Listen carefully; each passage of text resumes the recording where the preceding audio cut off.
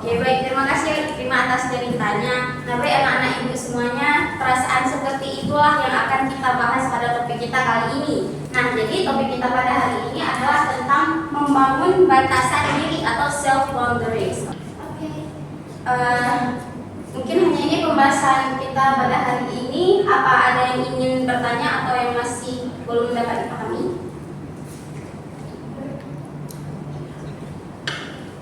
Oke, silakan.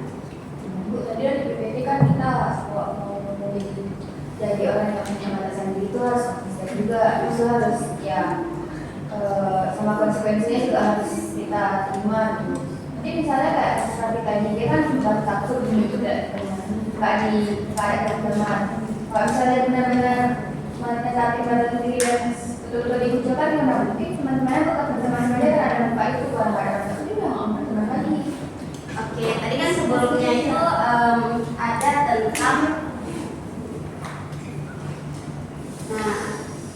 jadi sebelumnya terima kasih kepada Ikrimah yang telah bertanya. Jadi kita tuh di dalam lingkungan sosial atau relasi itu ada yang namanya lingkungan yang toksik dan juga lingkungan yang positif.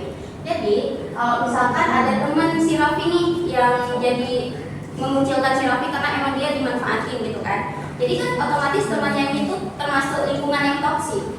Jadi kalau misalkan si Raffi ini dia sudah menggunakan kalimat asertif, kalau misalkan sebenarnya dia tuh merasa tidak nyaman loh kalau begini begitu. Kalau misalkan dikucilin, berarti ya itu termasuk lingkungan yang toksik dan kita harus menghindari lingkungan tersebut.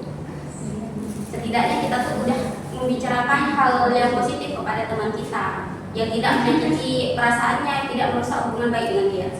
Terima kasih tadi kami terima.